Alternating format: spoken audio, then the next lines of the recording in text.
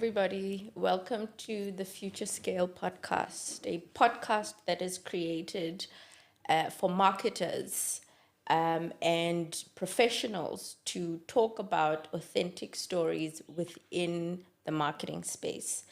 My name is Ntabi Sengtsiu, and today I have somebody that I've known for such a long time. And somebody that consistently says when we are in a room full of people, when I abagwazi mengwazi. So we welcome to my podcast, and thank you for agreeing to sit with me. Hopefully you won't be exposing my secrets. No. Because today is really more about you. And like with any gathering, when you meet people that you don't know, you have to tell them who you are and what you're about.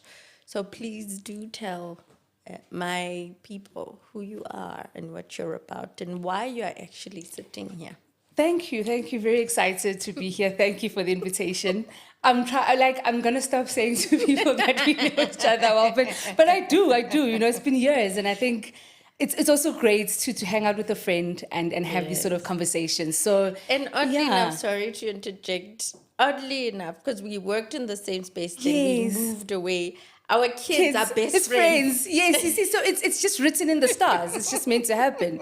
So yeah, kids are best friends. So yeah, so all really good things. So I think it's a little different for me, you know, when you start off saying marketers, I'm like, no, so I'm not a marketer, but I work very closely with marketing. Yes. So I think that's where our relationship actually started. Yes. So yeah, my name is Buyi Masego. Actually Buyi Sile, but most people call me Buyi. So I am currently the pillar lead for F&B Connect. I have been with Connect F&B now about like 6 years. Yeah, that's just where I am right now.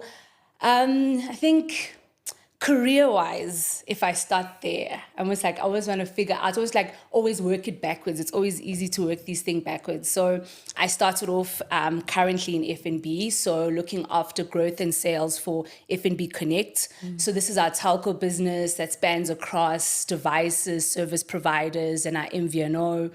Prior to that, I was with home loans, so growth head for the affordable housing market within F&B as well. And previously, I was with Discovery. So that's sort of where my career actually started off. I was with Discovery for about 5 or 6 years within Discovery Vitality, worked in the partner operations space. And I think that's where sort of my passion for certain things, I've sort of figured out what I want to do with my career and where I want to go next. Because a lot of the time, I think you sort of jump or you land into things, and fortuitously, in some cases, things just sort of pan out in a really good way. Because funny enough, I didn't actually study commerce until I started actually working. I was an engineering student. Most people don't know this.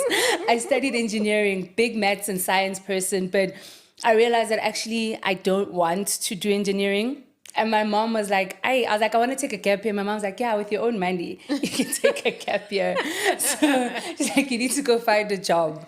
So yeah, I ended up at Discovery on an internship. And as the years went on, working in Vitality and Discovery Card, I actually realized that, okay, I actually enjoy this. I enjoy this environment of rewards, of working with various partners. And I decided, okay, let me study commerce. And that's how I actually ended up studying my BCom undergrad. And that sort of led me to where I am and sort of has influenced my career since Discovery. Because I think that's how I ended up in banking as well, is just off of that background. But I think it's also just getting exposure to different environments. But yeah, it was just a weird thing. Because whenever I tell people, like, no, I actually studied engineering, they're like, hey. And like I was like so close to finishing. I was like, literally, I had like one more year. And then I was like, no, I don't want to do this. I'm like, yeah, I studied electrical engineering. Yeah. So like, very interesting thing. But I think I found my passion of what I actually enjoy doing around strategy and growth. And that sort of informed my career now in terms of where I am and where I want to actually go. It's so interesting. I think there've been a couple of people that I sat with, and the underlying thing is that people are where they are because they found their passion, Yes. which is really, really important, because there's some people currently that are saying, or passion won't put bread on the table. So it's reassuring when people that are in leadership positions actually do emphasize that passion got me to where I am, and they tell a different story from the narrative that is going out there. However, before we actually delve deeper into that, like I had explained, that the purpose of this podcast is really to help people in different journeys, and more specifically, people that are in the marketing industry. And I know that you are not in marketing, but you have a background in sales and all of that, which is something that I will ask later. However, I think it's important for you to tell us your story from the early days leading to where you are. Stories that will benefit somebody that is 4 years old and has a personality similar to your personality when you were 4. Somebody that is our boy's age who is 6, Yes. who is exposed to the different things. Mom is doing this. Maybe this is actually what I want to do. And somebody getting into their teens, early 20s, and somebody in their 30s. What has your journey been like? And what are the contributors to where you are currently? I want you to go back. I'm going to try and remember Yeah. like 4-year-old me. Oh my gosh. And it's actually quite funny, right? Because I always try and look at my son and try and compare. And I ask my mom this sometimes, like, how similar Yeah. am Yeah. I to my son? And I find a lot that my son is very similar to my sister, actually. They're very outspoken people, very, very like bubbly people. And you are not. I think for me, I am. And I think, but the difference is, I think with me, it's, when I get to know people, I Yeah. get to a certain level of comfort, and then that sort of extrovert personality comes out. And I find it easier to match energies with my surroundings. That's more me, but I also enjoy my quiet. But my son has a lot to say, but I also think it's an age thing as well. There's the questions, there's the comments, I'm establishing myself. And I think that for me is one of the things that I always reflect on and think about myself on in my younger years. When I think about 4-year-old or 6-year-old me, I don't think I was as assertive as my son is. And it was a conscious thing for me to be like, I want him to be a lot more assertive. I want him to share his thoughts and opinions. And I think that's one of the things that came with age and came with being exposed to different people as I got older. But 4-year-old / 6-year-old me was very much a tomboy. I think I'm the son my dad never had. My dad was a girl dad. He only had girls. So I think that he got the boy out of me. I was the child who enjoyed sports. I was the one who enjoyed watching soccer. I'm still a soccer fan now, big Arsenal fan. So he got to get that out of me. But also, I think while I was quieter, and I think the other thing that contributed for me being a lot more quieter is because I had 2 older sisters. I'm a youngest of 3. So you almost have these big personalities. You've got older siblings. But I think as you grow, you also find your space. So I was a lot more quieter, more of a tomboy as a young child. But as I grew, I think I sort of found the stuff that I enjoyed. I enjoyed reading. I liked finding out things like DIY, very big on understanding how things work. And I think that sort of carried through into my early youth, teenager, and so forth, just understanding how things work. I think that's how I also ended up in engineering, to try and figure out how does these sort of things work. So that's for me has sort of influenced that. But I think also as growing up into 10-year-old, 12-year-old, 13-year-old me, finding myself, finding my friends and where I sort of fit in, finding where the spaces that I enjoyed being in, that also helped. I still think I was a lot more quieter.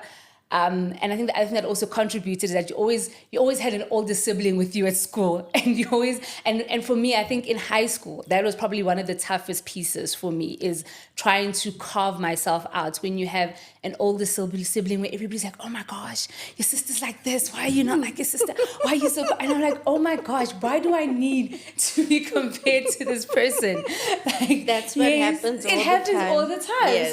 So you sort of learn to sort of try and figure that, okay, who do I want to be? And then it's challenging, right? Especially when you do have a sibling that is a very outgoing person, and for you to be outgoing is more of an effort. It always felt like my sister just came naturally to her.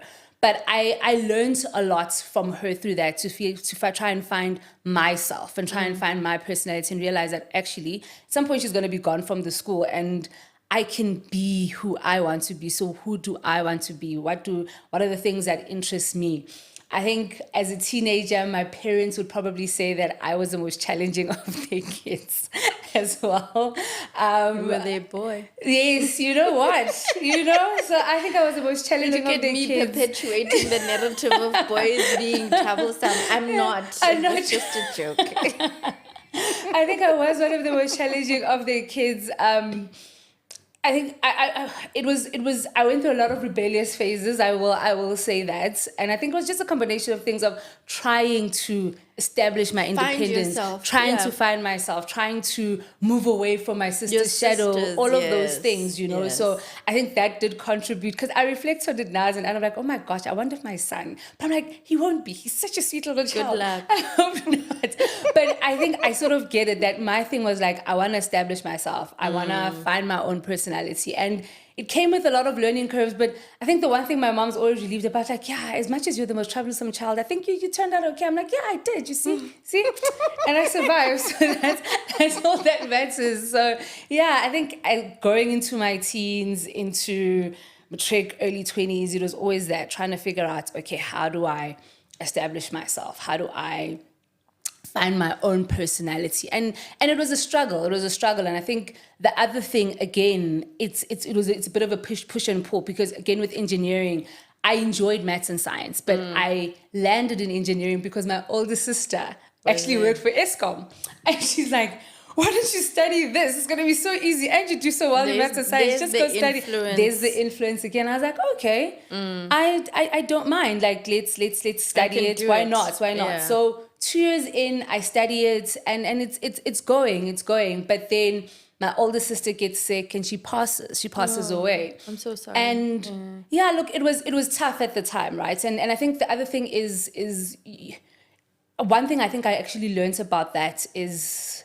empathy and grief. You learn something so different when it's personally to you. That feeling of losing somebody was something that I think in my immediate family we had never experienced before. So it also gave me an opportunity to sort of pause a little bit and reflect. And that was a bit of a big milestone in my life, to be like, do I really actually enjoy this? Because sort of like the person who was actually pushing me for this, and the person who was really encouraging me to do this, is actually not here anymore. Is this really what I want to do?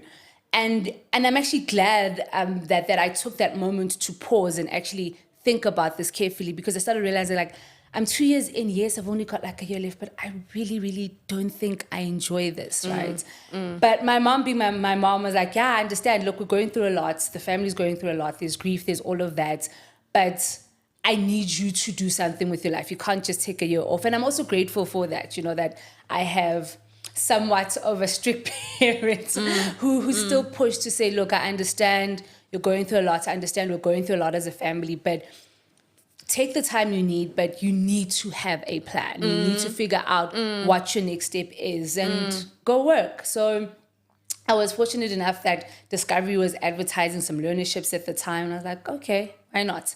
Let's go do a learnership. And I did that. And I was like, okay, this is corporate. Interesting. Corporate is very interesting. And again, you get exposure to so many different things. I think the one thing, when I think about an 18 or 19-year-old who's in varsity, or early 20-year-old who's about to finish varsity, trying to go into the work environment, that change, it's such a massive shift that I think at this age you almost like you don't really think about it anymore. And you're like, I'm still in my 30s. I'm like, yeah, I've been working corporate, but it's such a massive change. There's one thing to transition from high school over into varsity. There's certain elements that are still similar, but that work environment, it's such a huge transition. And again, now I'm getting another opportunity to reflect on it because my niece is doing matric and keep on asking her, what do you want to do? What are you going to study? And I think like, did I know what I want to study? But also I'm like, I want to also give her the space to decide because I think about myself, like how I was influenced by everybody around me. And I'm like, I want to guide you, but I don't want you to make a decision because we're saying to you, do this. We're saying, we think you're good at this. Your marks are so great. Go study medicine. Like, does she really want to study medicine? Go study IT. Does she really want to do that? And then my niece is like, I want to sing. And I'm like, oh. I'm like, okay, keep it inside, keep your thoughts inside. And she does all these YouTube, like she does these TikTok videos on her Instagram. I'm like, this is a nice hobby. I'm like, we stop. It's not a hobby. I mean, there are people that have been right? discovered on these platforms. And she's passionate about it. And I think that's the other thing we also realize, as well as that times have changed so much. All the things that our parents used to convince us of, which you're not going to make money from these things. These kids are making bank on these things, like influencers. Like my son says he wants to be a YouTuber. I'm like, relax, you're 6, relax. Like randomly on YouTube Kids, he'll show me some things like, you see, look. I'm like, whoa, you literally just started grade 1. Can you focus on that? So, but you realize they've got so many other options as well, and they got so much exposure. But again, going back to when I started work and just that world, it's so different. And you now, while varsity also exposes you to different people from different backgrounds, the work environment also does, but in a very, very different sense. Because in varsity, I think we're all of us are somewhat close to the same age, 18, 19, 20, thereabouts. But you go into the work environment. It's now adults. It's also like full, proper, mature adults. It's now you who's starting off your first job. It's somebody else who's been in this environment for 5-6 years. So that also has a massive impact on I think, some of the decisions that you also make. But I think for me, what was really great is that I was surrounded by a lot of people who shared their experiences, and I was actually able to build some really great relationships where I could figure out, okay, what do I want to do next? Because I started off in the learnership, then moved into the call center.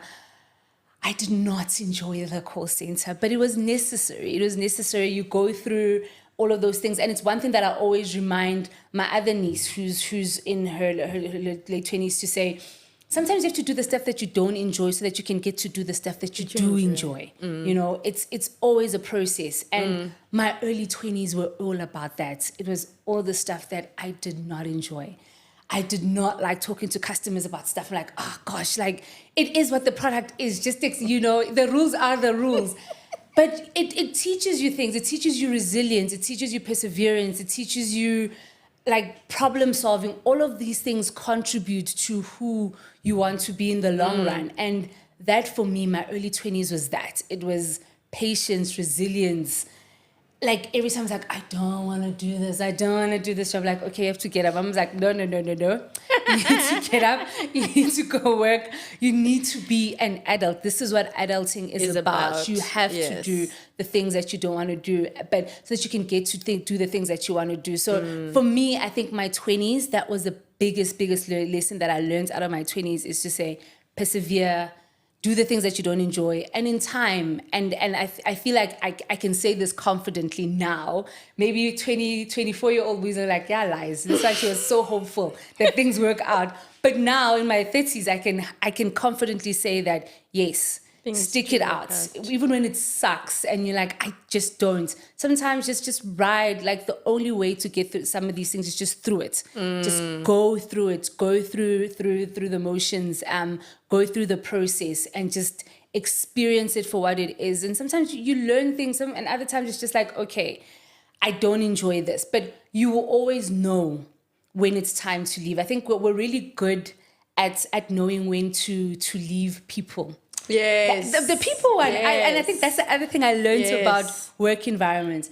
Leaving people is so easy because there's an emotional connection to it. It's very easy for me to know, it makes me feel like this. So Yeah. actually, I So don't want to I'm gonna be, disconnect. I'm going to Thanks. disconnect. I Yeah. don't want to be here. But jobs, I realize, are somewhat harder to leave. And it's something that you have to consciously do as you go through your career. Because as I exited to move into F&B, there was a big catalyst that happened to me towards the end of my early 20s. And I was like, I don't enjoy what I'm doing. And I'm like, but I'm so loyal to this company. Do I really, And I think that I'm pretty sure a lot of us go through this thing of you feel guilty about wanting to leave a job. Yeah. You're like, It's oh my too gosh, soon. it's too soon. What are Why they am I- going to think about me? right? And I think at that time also parents would say you have to stay in a Yes, job yes. because that's what they were also used to. That's 100%, and that's I think that's the other problems that our parents encourage us to stick things out, and then it's good, right? To a certain degree, that level of perseverance is absolutely important. It's good to persevere.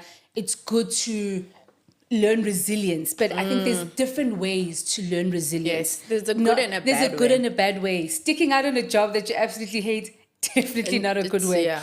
But it's something that I think I constantly had to learn throughout my career because it comes in different forms.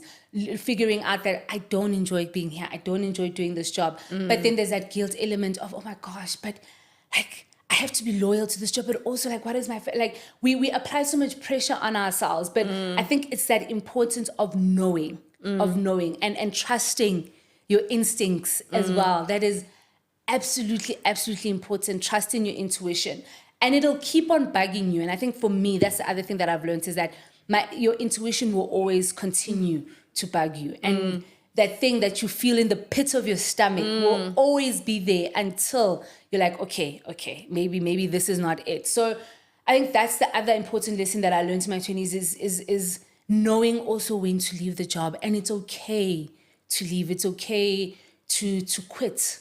I think that's the other thing we're not taught. We're always told, you can't quit. You can't quit. How You're do you not quit? quitters. How do you quit? Like, that is so wrong. You can't quit.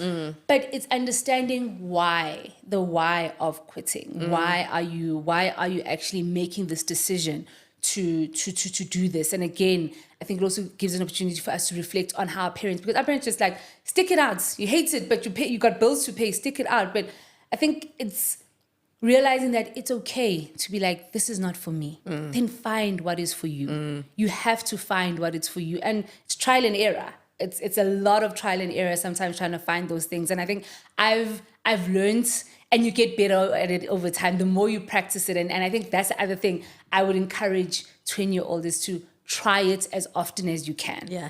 Try and fail. In Try a and reasonable, fail. also in a reasonable way. Don't jump in and out of jobs. But I think you also know, as you mature, you also know when something is not for you, but you have to try and fail. Like there's absolutely nothing wrong with failure as long as you learn from it and you learn to do better and you continue to try and do better. Because I think if you are always reflecting and taking those moments to pause and reflect, you'll realize that, okay, so I experienced this, I'm experiencing something similar to this again. So, okay, instead of waiting for 6 months or a This is year, how I navigate let me around navigate it Yes. now. Let me take the hard medicine now so that I don't have to try and take it a year from now or 6 months from now. Let me plan. Because I think that's the other thing that pausing to reflect also does for you. It allows you to plan a lot better, where you're now not forced to be like, you know what, to hell with it. I'm quitting without a plan, which is not what you want to do. But because the warning signs were there 6 months ago and you kept ignoring them, you don't have a plan now, and now you almost feel forced. You So don't have time. learn from that and reflect. So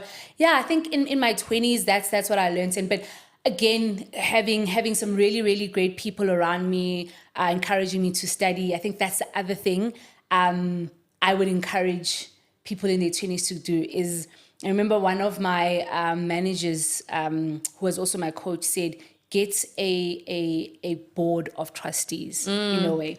5 people or 6 people, 5 is actually also good too, who you can chat to across various age groups. And that's absolutely important. It has to be across various age groups.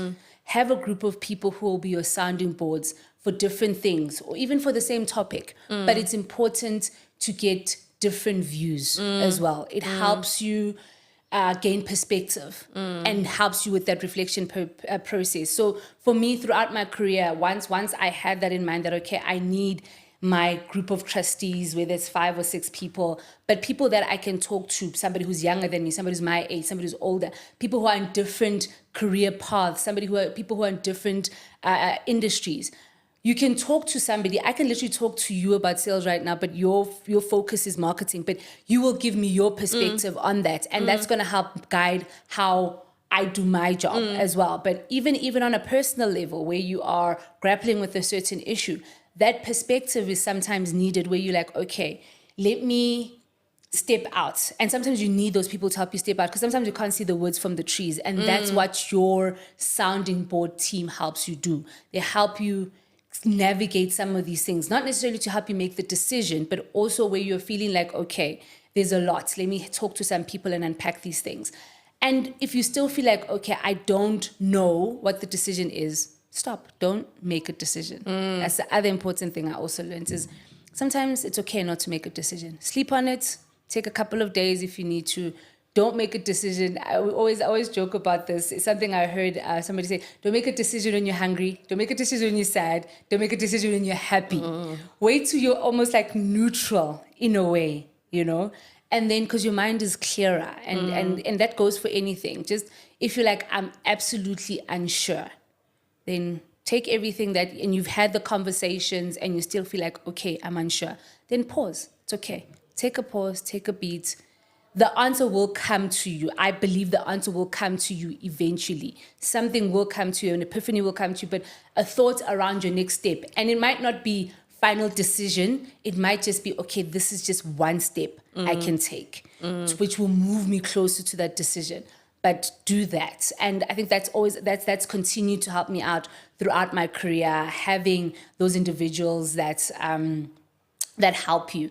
And then moving over onto F&B, I think that for me, as I having studied and having had these sounding boards and making these decisions, exposed me to other things. I think I was fortunate enough to have somebody who I worked with at Discovery say, hey, come over to F&B, there's opportunities. And again, it's those relationships that you build with people over time as well that also help. So building those relationships, working with different people, gets you then that opportunity to move into different environments. And I think moving from a rewards program over onto banking, that was a massive change. But I learned a lot, and I continue to learn a lot during this process. And what I've learned now in my 30s, I'm more clear in my mind around where I want my career to go. I've studied now again. Just finished my MBA. Hey. And hey. It's been a long 2 years. I'm not gonna lie, but it was good. No. It's anybody who does. It's a commitment. It really is. It's a massive commitment. But I think what for me, right, with the MBA specifically, it was not just getting the qualification. I honestly, it was the process of what I learned during the MBA. So less of the academic piece, but more around working with different people. I also, that was my experience as well. It really was not about my ability from an academic perspective, but it was really more around the relationships and navigating around the complex relationships, because you are forced to work with people that you don't know, people that think very differently from you, people that have different beliefs from you, people that, value things that you might not necessarily value. It really will. A master's is a life lesson. Absolutely, because you're now in a room you realize that we all don't approach problems the same. Yeah. And you learn, and it's such an interesting thing, right? Because you look at it from different levels. If you look at it from an industry level, I remember we had different syndicates, and we had guys who work work for BP, work for, some people are HR, other people are risk, some of us are from banks, other people from pharmaceuticals. You learn how we all approach problems differently, and how much our backgrounds and our work environments impact how we approach problem solving. I think that for me was one of the coolest things that I learned. I was like, this is so amazing to think about how we all have the same problem. So this is the project that we've been given, or this is our assignment. The risk people are very much like detail. Let's get down to the detail of how this is going to work. Engineering people, very similar detail. Banking people, depending if you're from sales, marketing, arts, we're there. Like, and you realize like sales and marketing people were very, very similar. We're like, we are. Let's hit the ground running. So if we're gonna sell this product, let's sell this product. And the guy's like, no, but we need to build the business case. Like, no, guys. We're not saying we're not going to do that, but we want to understand how the customer is going to experience it, right? And I think that's the other thing. Like we think about it from the end product and work our way back. Whereas guys who come from an analytical background around, they want to start. Okay, what is the problem statement and cascade down? That is what you salespeople do, not marketing people, because we need to understand what is the problem and break things down. Then plan towards what you guys are going to run with. So, see, no, but guys, we need to get the products into market. We need to make the numbers. Salespeople. But I absolutely like it's been one of the most amazing things that I learned, and I think it cemented in my mind around, okay, next career move. This is what I want to do next. I want to get more into that consulting world, strategy world. So take my experience that I have now and bring it into an environment where I can overlay these things around, okay, I'm passionate about strategies. I'm passionate about innovation and the future of business. But what does that mean to somebody who does not come from a sales background or who's not trying to solve the problem in a way that I would, in terms of the end goal is I need to sell 1, 2, 3 to a customer. That might not be the end goal. So what is it in a case where somebody's end goal is the business process? I want to make the business process better. So what does that look like? So I've while the MBA was absolutely challenging, I think it's really framed where I think I want to take my career in the next like 5 to 10 years and what I want to do. But yeah, I think that's what I've learned in my 30s and as I continue to navigate my career. So if I had to recommend an MBA to anybody, it would be literally for that. Like the academic piece, I think it's important, yes, but I think what you really, really want to get out of it and what I think is important for you to get out of it is that exposure and that mindset change. Like you need to shift your mind. It exposes you to so many things. And the other thing, it teaches you about group work and patience. Yes. Group work and I could not. I realized something. I'm like, I've got some proper control issues. I'm like, you know what? For somebody who's somewhat, flexible, there's nothing that stresses me out like group work. But again, because you work with people, yes, you so work. It's a skill you have to learn. You have to. And you always have to remember that you might be the subject matter expert in what you do, but somebody else also is in their world. How do you bring those things together? Different perspective, hey? It's such a huge challenge, especially if, again, when you think about it, I think in the context of our world, is I come to you and saying, this is my brief. Here's what I want to do. And you're like, no, but Buyi. Yeah, I understand that this is what you want to take to market, but here's when you step back. I don't want to hear all of those things.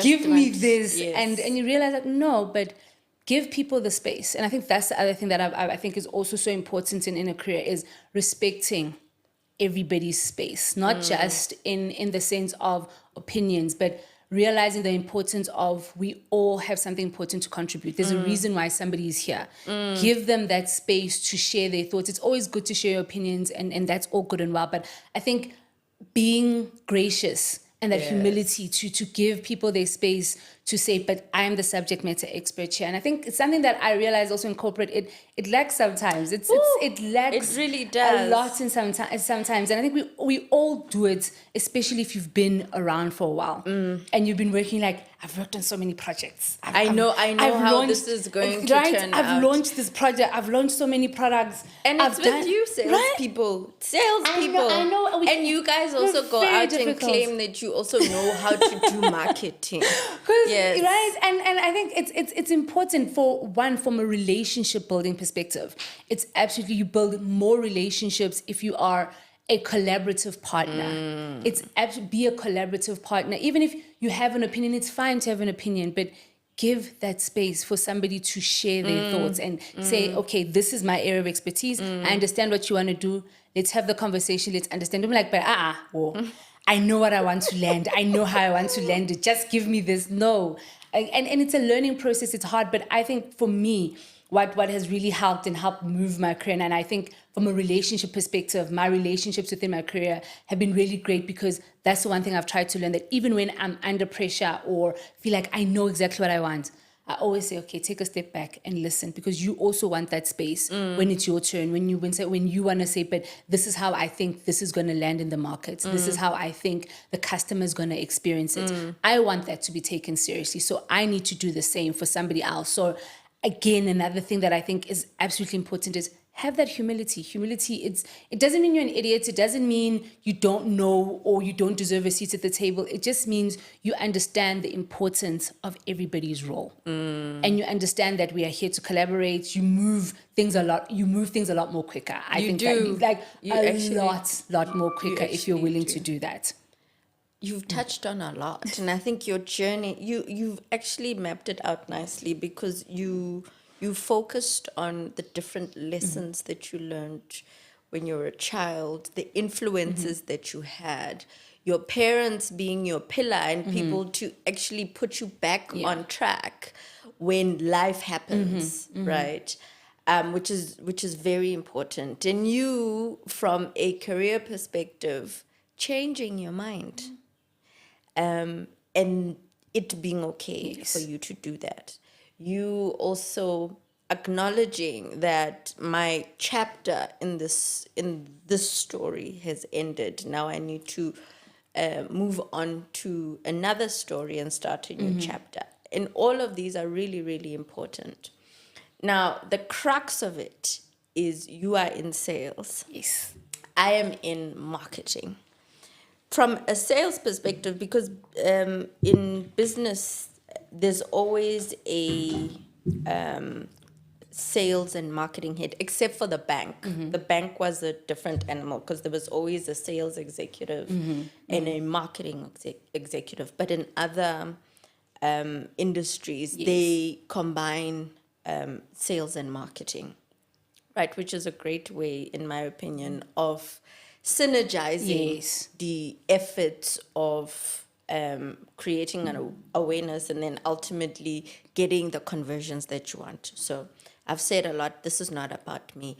In your world, what do you understand about marketing? So that's one.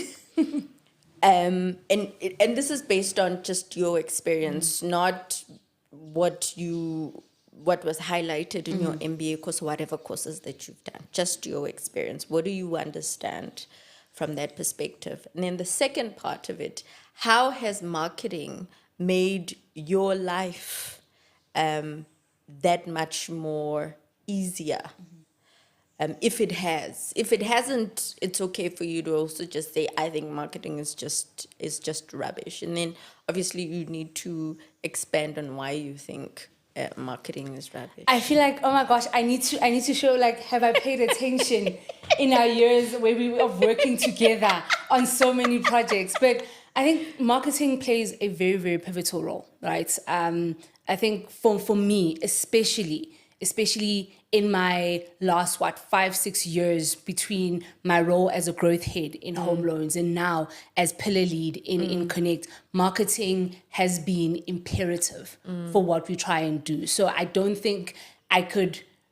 Sometimes I think as a salesperson, right, you understand what you want to get out into the market, but it's the messaging as well. And I think that's, for me, has been one of the biggest lessons that I've learned from the marketing fraternity. I think how I see marketing and how it plays its part is you guys help us synthesize our message, right? And especially in this day and age where attention spans are very limited and we are bombarded with messages around. There's always somebody who wants to say something to you. And it's like, how do we make those messages succinct and clear? What is your headline message? I think that's one of the key things I have learned throughout the last 6 years in marketing, is that what is it that you're actually trying to get across? I understand that you're required to sell something. That's fine. That's all good and well. But you're not the only person who's selling this thing. So what will make you different? What is your headline message? So I think for me, what I understand about marketing and what my experience for marketing has been is, one, you guys help us synthesize our message, one, but you also helped us also just focus our minds, right? Focus the mind around, how do we make this clear? How do we make it simple to understand?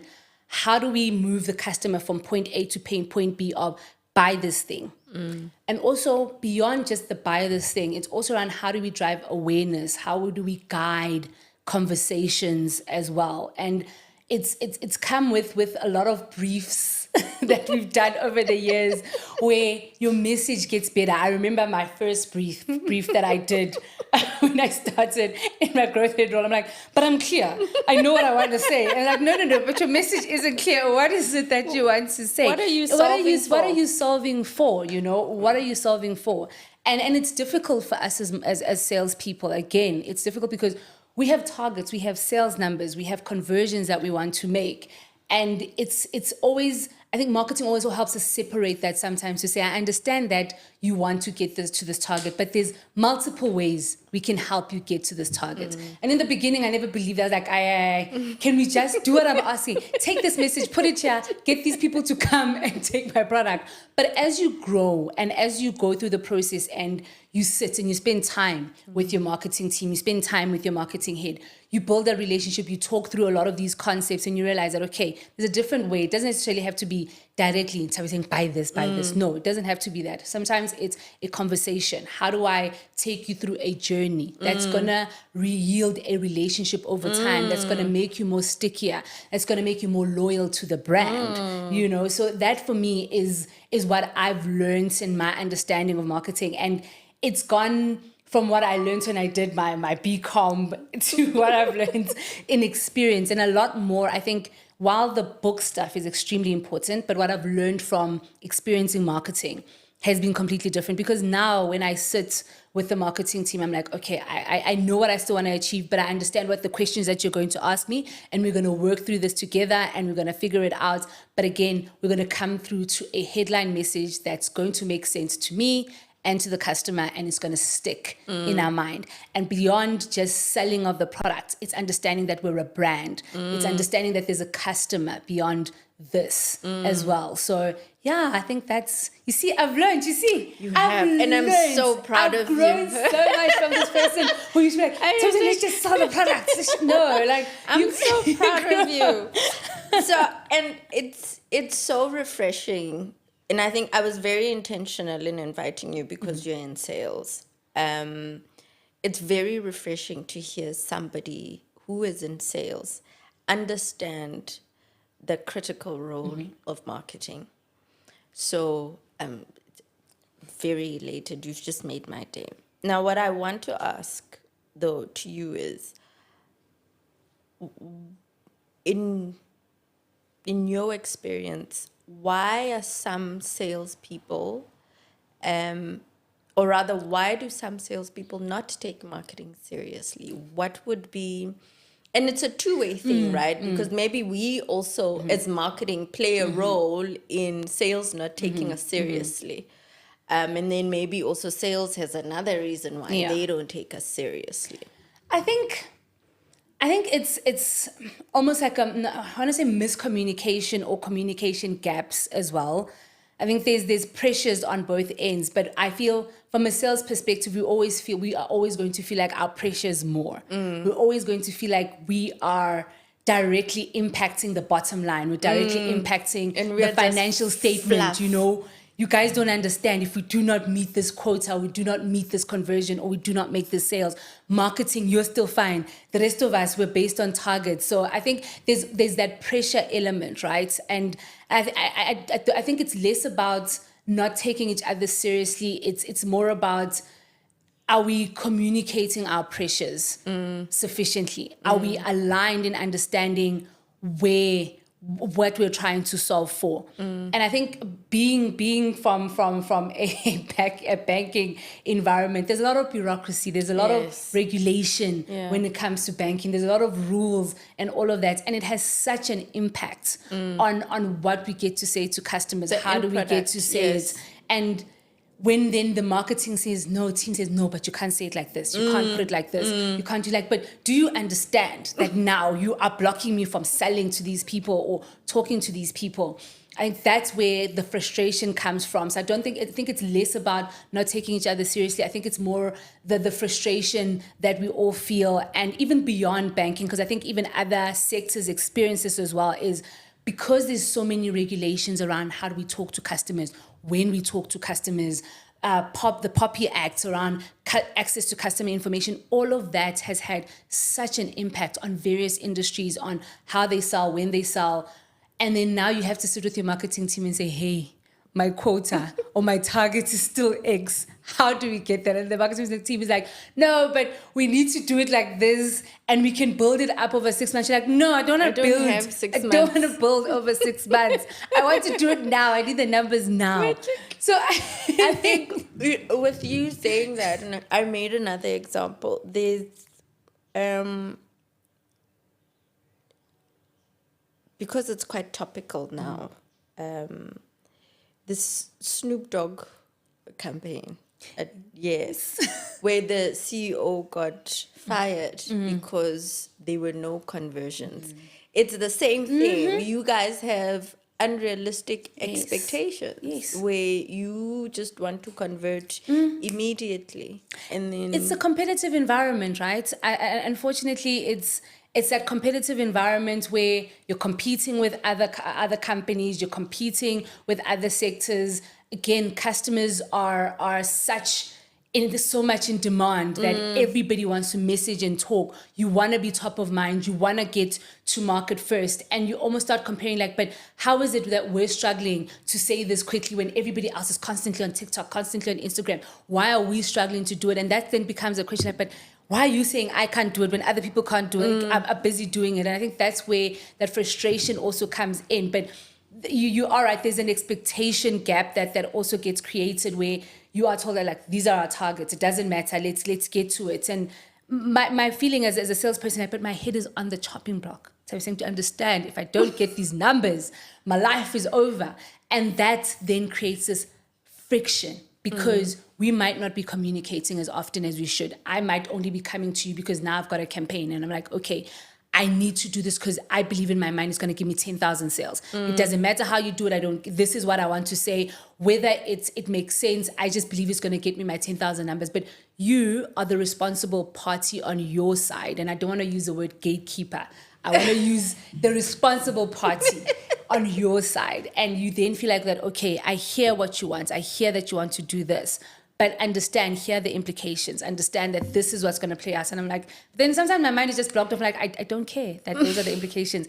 I have numbers to make. And I think that's where a lot of the friction comes from. I think everybody understands the importance of it because I don't think we'd be sitting here having these conversations around marketing and how customers perceive brands if marketing wasn't important. It's just that everything is about either I make a sale or I acquire a new customer. That's my end goal as a salesperson, is that I want to either make a sale or acquire a person. You cannot be the person who then stops me. So I'm saying, you need to support me. And if I feel like I'm not being supported, I think that's where... Then that's when you think I'm just useless. So now, I mean, you definitely have said a lot and you've shed light on what happens within a sales mind. But you've been in this space for quite a long time. You've also highlighted the importance of collaboration. And I think you've also seen around you that the industry of marketing has evolved over time. And as much as you say you've got targets that are put in place, marketing now, as we stand, also has targets that are put in place. So when marketing does whatever it is that they do, maybe they gatekeep. There's a reason for that, right? And I think you understand that. But at the end of it all, what I also want to understand is when you send me a brief and you are expecting that I am going to convert 60 customers within a period of about 30 days, and I'm hoping what it's also based on data, right? What is your role in you having shared a brief with me and me crafting some message, getting it out there, trying to resonate with a customer and all of that? I would like to hope, and I'm going to try and maybe take it from a more general perspective to say the whole point of that we've collaborated is, yes, I've done the analytics, right? I have gone and looked at market trends or look at how we're currently performing. And I believe if we make this change or we introduce this campaign, this is what it's going to yield. But the whole idea, I think, of where that collaboration between marketing and sales comes in is once you have put out that message out there and you've driven awareness, are my channels that I am responsible for, is the fulfillment process that I am responsible for catering to what has now been put out there? Because I think that's also sometimes where the marketing team's frustration also comes from, is that, guys, we're putting out this messaging. What is the call to action? Then that's it. Like, what are you expecting customers to just come through? So I would like to hope, and I think from my experience with the marketing teams that I've worked with, is that we try and look at it holistically. Look at the customer journey, look at what is it. Yes, now we know what we want to achieve, but what is the take-up process? What is the call to action? 1, 2, does the customer journey, is it built in a way that allows that? So as a salesperson, and I hope my sales colleagues out there in the world, this is what we follow, because in our world, in my world, that's what we do. I can't just come to you with a brief without no end goal in mind to say, this is how I'm actually, once you said this to the customer, tell them to go here, tell them to do this, and this is the customer journey that they're going to follow. This is how they're going to end up taking the process. So as a salesperson, that is your responsibility in the collaboration. 1, provide the brief of, okay, this is what I want to do. Marketing will assist you with the messaging. This is what I think I'm going to convert. But you have to have a fulfillment process. If you don't have a fulfillment process, what are we even doing? What's the point? What are we even doing here? It's a wasted effort. Customers are not just going to be like, great, I'm just going to fall out of the sky and then just do this thing. No, but your process. And sometimes I think that's the other piece that we also miss, I think, from some of our sales processes, that we're so quick to say, okay, I want to do this, but also maybe need to take a moment to pause and say, is the customer journey there? I think for me, the great thing is that I come from a call center environment and I come from an operations environment. I know what it's like when processes don't work. Yeah, it's very frustrating. I know exactly what it's like when customers are calling in and saying, but your ad says I must do this. And I did it. Yeah. But now your thing isn't doing what you said it was going to do. And then now you're sitting there as this poor call center agent. You don't know. You know nothing about it. You haven't seen this advert. There was no brief sent to you guys. There was no internal comms. Nothing sent out to just say, so this is what we've sent out to customers. This is what's going to happen. If the customer calls in. And some of the stuff is trial and error, but the whole point of the whole collaboration journey is that understand that there's a customer behind this. And if this goes wrong, I'm going to turn to Tabitha and say, please help me put out a message to apologize to customers, which is what you want to avoid at the end of the day, right? You want to avoid having to go back into the market and say, hey, sorry, we did this, but we didn't realize that the fulfillment process, which is absolutely horrible. So if you sit and you go through the process properly, you figure out your journey, hopefully you won't end up there. But it's, again, I think for me, it's understanding the entire value chain of it. I am so happy. This conversation just fills my heart because years ago, I never thought a marketing and sales people would be able to sit and sing from one hymn book. And it just goes to show that time really, really does make change. Yeah. And also with people wanting to learn different specializations and also understand them. So I'm very happy. And customers' expectations are changing, eh? They are. Customers expect so much more from us. You think about it, 5-10 years ago, a customer, you could just say, call the call center. And that's it. Yeah. And then somebody will eventually get back to you in 3 days. Now, customers go on social media and very your quickly. Process is horrible. Customer experience is very important because with every brand, you always want to have loyal customers. 100%. You always want to have what do you call this? The custodians. You always want to have ambassadors. Exactly. Who are able to tell the next person, Yes. or actually, if you want this sorted out, these people will sort it out Yes. for you very quickly. That is what you want. And you don't want to be on the back foot. And No, you don't. Because I think for me, it's like customers have times so are- many options. Yes, and times are changing. So quickly, like somebody Yeah. disappoints you today, like, okay, somebody's going to recommend another provider Correct. for me. Correct. That business is gone. And AI is just accelerating that. Yes. Which is great. I think from an F&B perspective, F&B has always been in the forefront of it. But we're trying to Love push this, but you Love realize it. there's options, hey? Like There are. there's customers. I think now, for one of the things that I think we're realizing a lot more in the sense of a traditional bank is how the youth, oh my gosh, I have to say the youth of today are not into traditional banking. No, they're like, not. I think of my niece, I keep her like, I'm like, you need to open up, she's 18, like she's going to be 18 in a couple of months. I'm like, you need to open up a bank account. She's like, do I really need to open up a bank account? Do I really need a formal bank because account? e-wallet, Yes, you send me all money,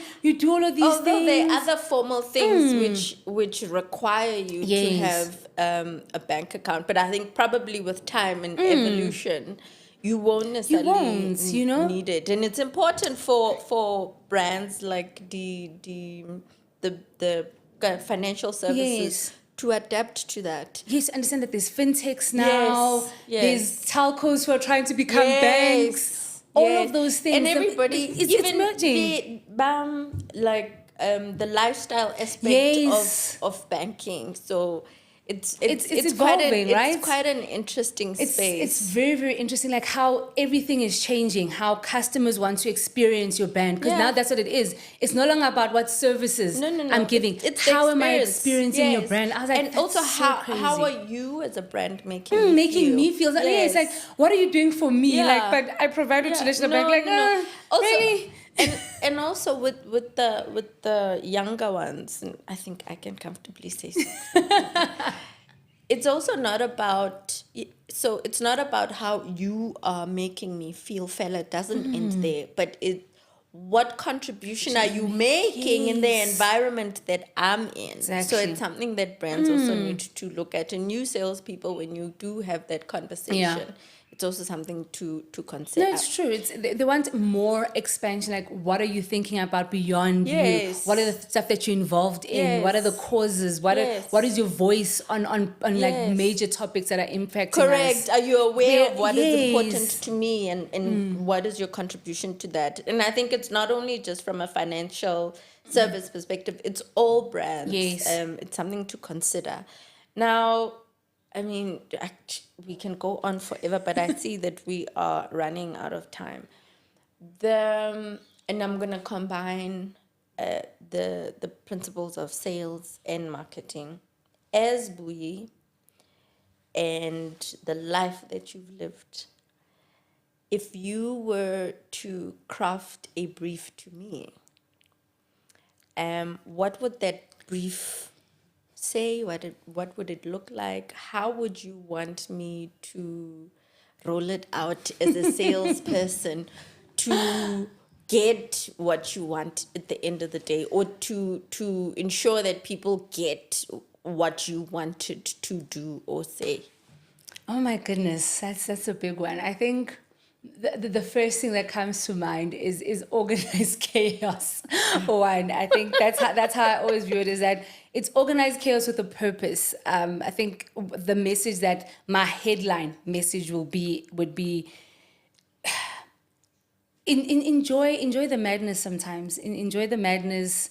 Everything works out for your greater good. At the end, it will work out for your greater good if you do your part. Also do your part. That would be my sort of headline message that I want to land out there, is that do your part. Chaos is good. Chaos is good. Do your part, and things will work out for your greater good, even if you don't believe that right there and then. But just go through it. Go through the challenges. Take in all the experiences. Everything everything is a lesson, whether good or bad. There's something you can get out of it if you're willing to open up your mind to that. So my brief would be, take all the noise and all the mess, bring it in together, and understand that everything is moving in a specific direction. It doesn't always feel that way. Sometimes you feel like things are moving slower than you'd like, but you are learning, you are growing, you are experiencing so many things, some good, some bad, but everything is always going to work to your greater good. And learn from people. Ask the questions. It's okay. Ask the questions. Ask. Learn something new. Ask the questions. Experience something different. And where I would roll this out, I'd say like, not on TikTok. Like I'm such a voyeur on TikTok. I don't even have a TikTok account, but I just like going there and I think I'd do like a television ad with like, trying to think which actor would be real. I'd like a young Bonang. I choose Bonang. Like, yes, Bonang and I are very close in age, but the way I love Bonang, I have no idea. And she's a fellow Cancerian, and it's in the bees. I want Beyonce, Bonang, Buyi. You see, I can't get a Bonang. I can't get like a Beyonce to do it, you know, Bonang. But it's all of it. So that would be me.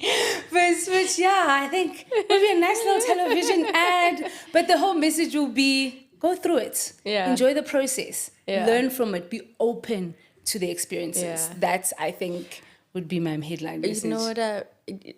As you're saying it, I think the vision that I have of it is more around how Ellen Gray does their ads. Yes. Those legacy ads. Those are beautiful. Yeah. Beautiful, beautiful, beautiful. So that would be good. And then what would be your soundtrack to it? And you must sing it. I can't sing it. It would be, oh my gosh, there's so many options. It would obviously be a Beyonce song. It would obviously be Beyonce. Schooling Life. Oh my gosh, Sing Schooling it? Life. I can't even sing it. I don't know I have it. to find it for you. But Schooling Life would be it for me. And the reason why I choose Schooling Life is she talks about her 20s, 30s, and 40s, how, you know, time moves fast when you're in your 20s, and then when you're in your 30s, suddenly you're reflecting of how you didn't turn out how you wanted to be, but life is good as well. So Schooling Life would be my soundtrack. It would I be was hoping you would sing it. Oh my gosh, I can't even sing. And then we'd close off with... I can't even sing. I'll listen to it. Please listen to it. Please listen to Schooling Life. That is so awesome. But thank you so much. We've run out of time. And I think I probably need to make these sessions a bit longer, because then it'll allow us to delve deeper and deeper into it. But I thoroughly enjoyed sitting with you. I'm excited that there are salespeople that are like you. And I think also other people would also be excited when they listen to that they are converted salespeople. I hope so. Who don't think marketing is just putting flowers on the table or being gatekeepers.